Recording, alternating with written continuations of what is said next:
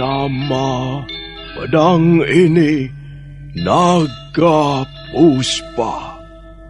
Selamatkan dia. Jangan sampai jatuh ke tangan pendekar berwatak jahat.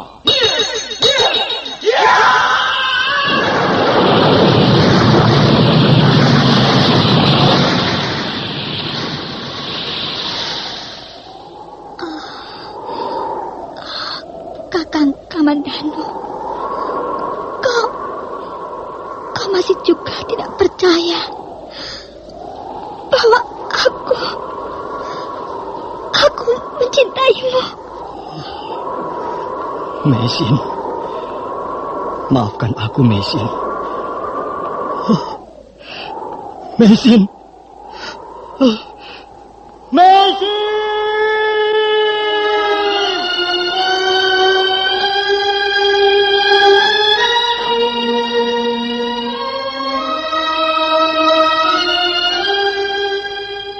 Tutur Tinula.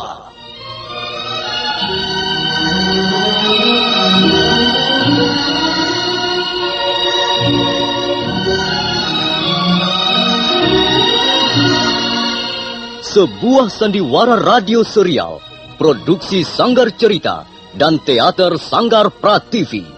Sebuah kisah dengan latar belakang sejarah runtuhnya Singasari dan berdirinya Kerajaan Majapahit.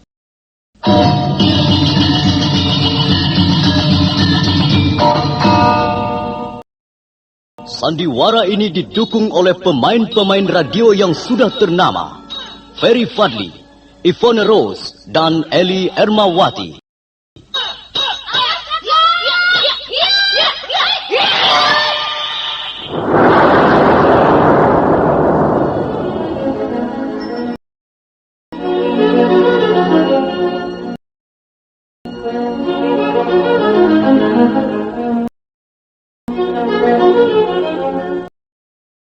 Naskah ditulis dan diolah oleh S. Tijab, hiasan musik dan sutradara C. Ispriyonoka.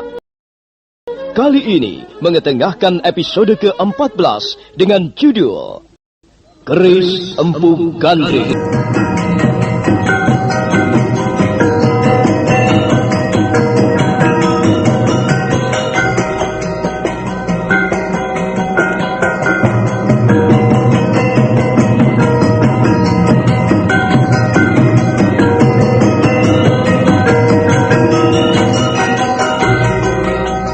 Dalam seri ke-399 ini didukung oleh para pemain Lukman Tambosi sebagai Empu Bajil, Iwan Dahlan sebagai Jata Gimbal, Ferry Fadli sebagai Arya Kamandanu, Ivone Rose sebagai Sakawuni, Elias sebagai Gajah Biru, dan Asdi Suhastra pembawa cerita. Selamat menikmati.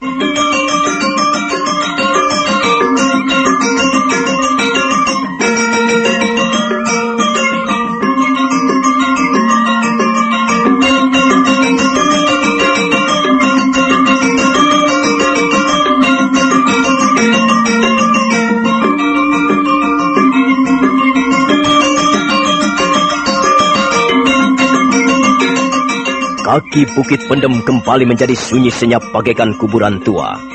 Mayat bergelimpangan di sana-sini, sebagian meringkuk di sela-sela batu. Mayat yang merupakan korban dari pertempuran sengit antara prajurit-prajurit Majapahit melawan anak buah Empu Bajil. Dan pertempuran itu ternyata dimenangkan oleh anak buah Empu Bajil yang dipimpin Jata Gimbal, Kolo Rampis, Macan Rumpus, dan Ranggu serta Kula Kiri. Empu Bajil dan Dewi Sambi kelihatan sangat puas.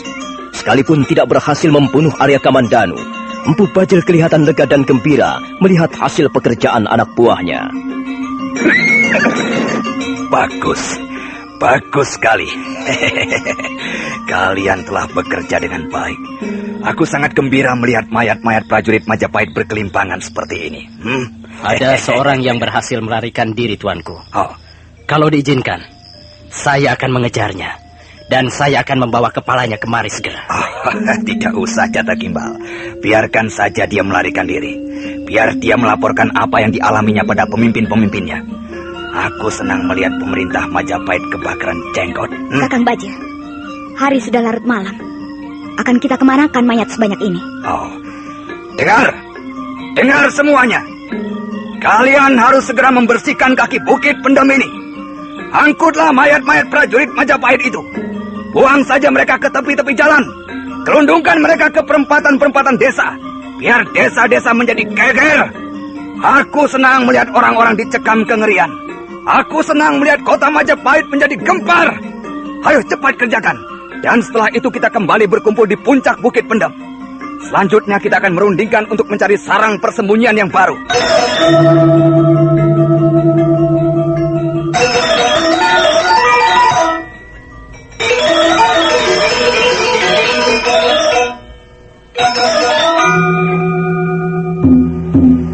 Tunggu Sakawuni, tunggu. Akan kemana kita sekarang ini? Marilah kita pikirkan dulu, Kamandanu. Akan kemana kita sekarang ini? Kita tidak mungkin kembali ke Majapahit, bukan? Iya, kita tidak mungkin kembali ke Majapahit. Kita tidak mungkin menghadap Gusti Prabu untuk melaporkan kegagalan. Tidak menyangka semua ini. Tiba-tiba harapan itu lenyap bagaikan disapu angin. Aku telah gagal. Aku telah gagal menjalankan tugas. Dan aku telah gagal merebut kembali pedang Naga Puspa. Bukankah demikian, Sakawuni? Bukankah aku telah gagal? Tenanglah, Kamandanu. Kita masih mempunyai kesempatan untuk memperbaikinya. Apakah benar begitu? Aku melihat pintu-pintu kesempatan itu semuanya sudah tertutup rapat. Aku telah gagal. Aku telah menjadi orang yang sama sekali tidak berguna. Sudahlah. Putus asa hanya akan merugikan diri sendiri, Kamandanu. Apa yang bisa kita lakukan selain putus asa? Tidak, Wuni. Tidak ada yang bisa kita lakukan. Semua jalan sudah buntu.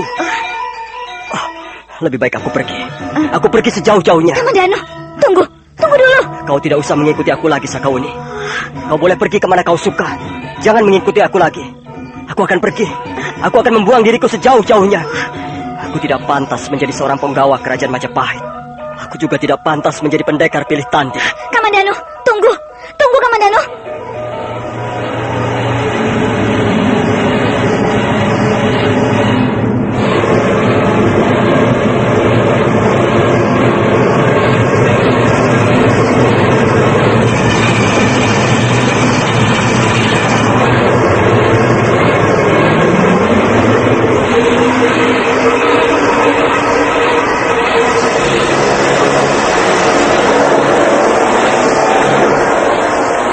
Sakawuni terkejut karena tiba-tiba Arya Kamandanu berlari meninggalkannya.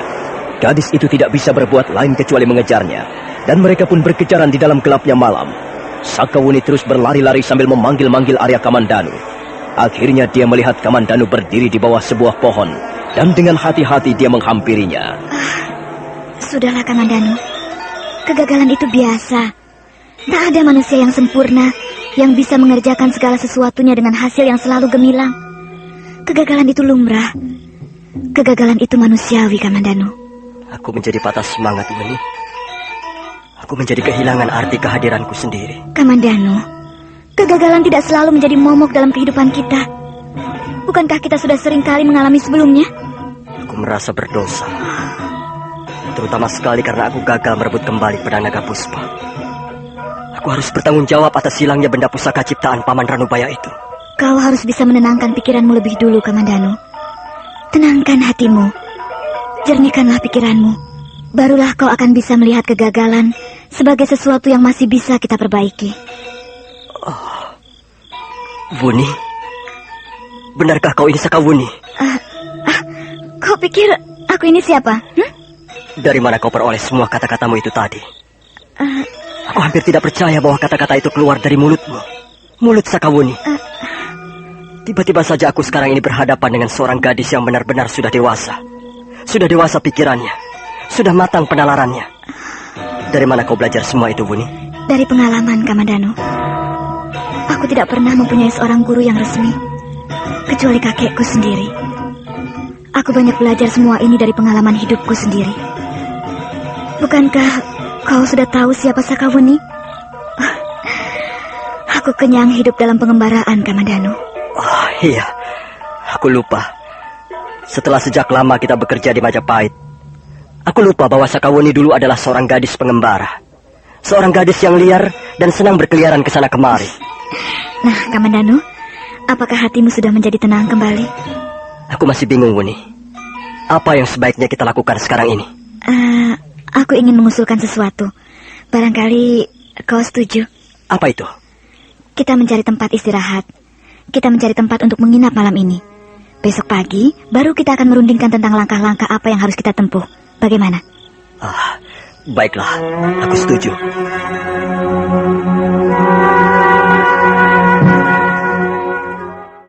Arya Kamandanu dan Sakawuni menginap di gubuk milik seorang petani. Karena lelah dan mengantuk, Arya Kamandanu tidur pulas dan bangun kesiangan. Setelah mencuci wajahnya di belakang gubuk, di sebuah pancuran kecil, Arya Kamandanu buru-buru menemui petani di serambi gubuknya. Marilah, Nger. Silakan duduk. Dan ini ada makanan serta minuman ala kadarnya. Silakan, Nger. Silakan, Nger. Terima kasih, Bapak. Dan maaf, saya telah merepotkan Bapak. Tidak repot. Cuma makanan kecil dan minuman sederhana. Ayo, Nger. Terima kasih, Bapak. Istri Angger juga baru saja bangun.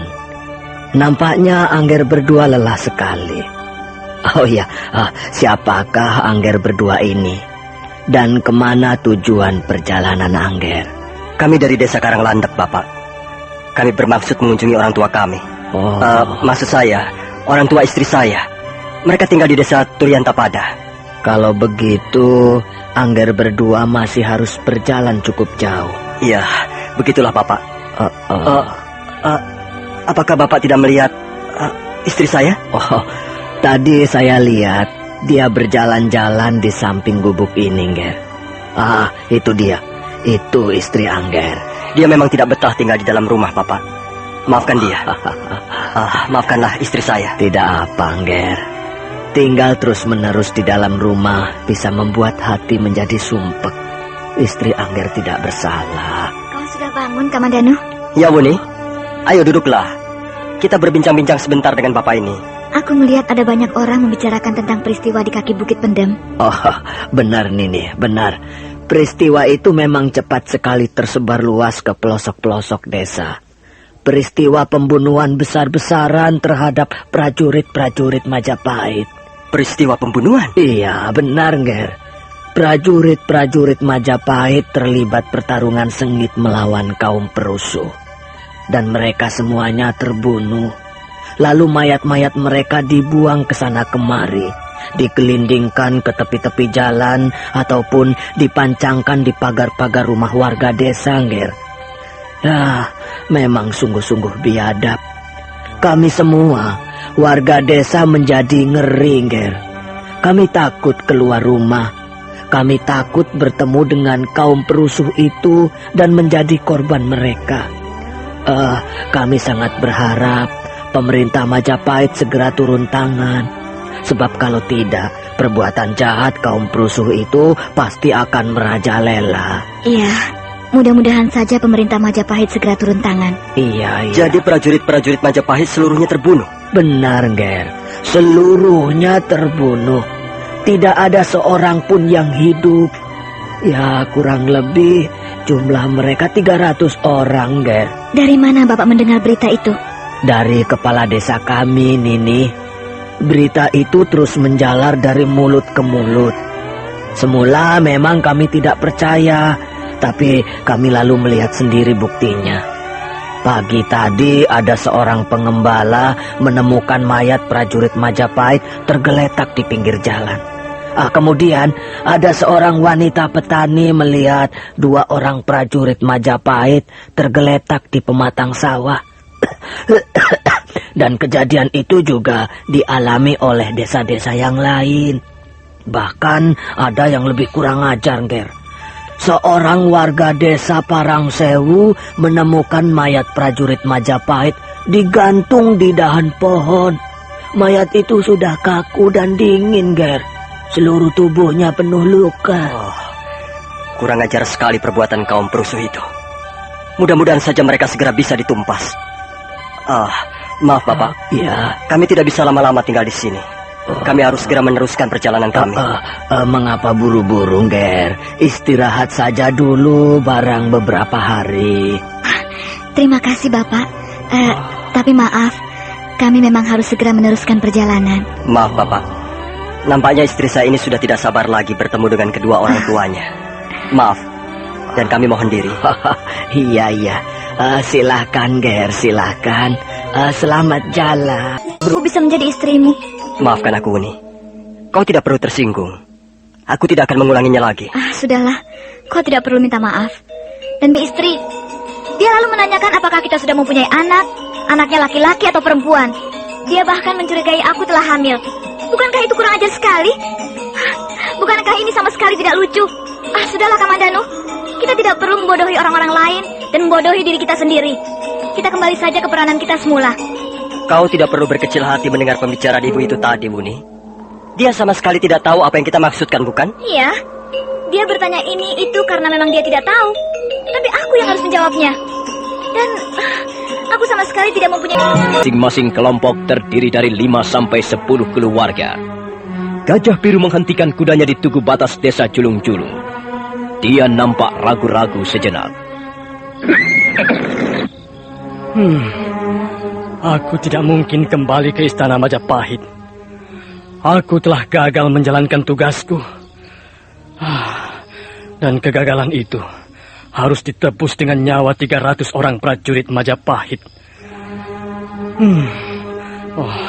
Apa yang harus kulakukan sekarang ini?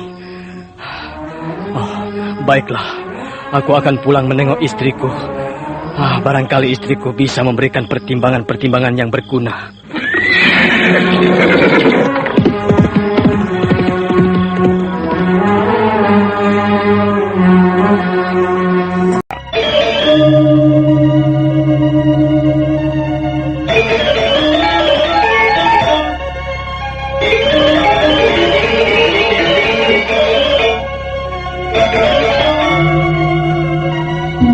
Nah, saudara pendengar, bagaimanakah kisah selanjutnya?